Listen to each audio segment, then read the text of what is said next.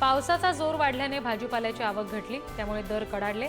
कोथिंबीर, भेंडी, वांगी, मिरचीसह अन्य भाज्यांचे दर 70 ते 80% वाढल्यानं सर्वसामान्यांचं बजेट कोलमडलं। राज्यातील बाजारात मागच्या काही आठवड्यांपासून हिरव्या मिरचीची आवक कमीच, मागणी मात्र वाढलेली। हिरव्या मिरचीला बाजारात 3 ते 3.5 हजारांचा भाव।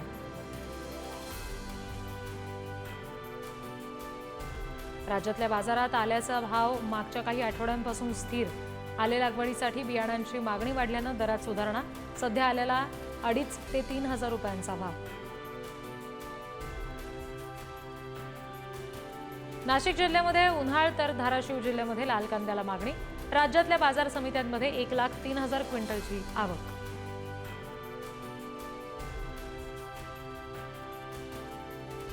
बाजारात दोडक्याची आवक मोठ्या प्रमाणात घटली, मात्र दोडक्याला चांगला उठाव असल्यानं दरात सुधारणा। दोडक्याला 4,000 ते 5,000 रुपये प्रति क्विंटलच्या दरम्यान भाव।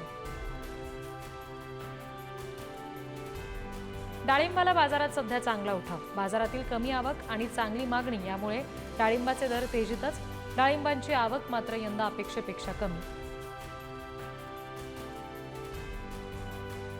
रब्बीच्या ज्वारीची बाजारात आवक सुरू झाल्यानंतर दर पातळी 200 ते 300 रुपयांनी कमी।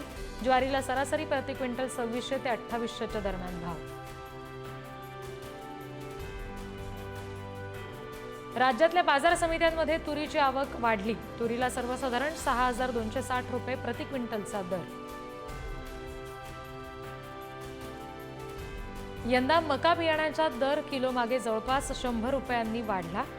4 किलोच्या बॅगमध्ये 350 ते 400 रुपयांचा भुर्दंड। शासनानं लक्ष घालावं अशी शेतकऱ्यांची मागणी।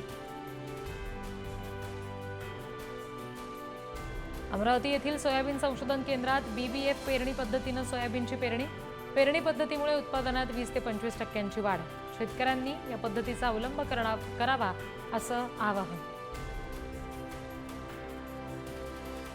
मागच्या वर्षीच्या तुलनेमध्ये यंदा पावसाला लवकर सुरुवात। भात पेरणी वाया जाण्याच्या भीतीनं शेतकरी धास्तावले। बळीराजावर दुबार पेरणीचं सावट। शेतकऱ्यांवर दुबार पेरणीच्या संकटाची शक्यता। लातूर जिल्ह्यात गेल्या 7 ते 8 दिवसापासून पावसानं विश्रांती घेतल्यानं शेतकरी चिंतेत।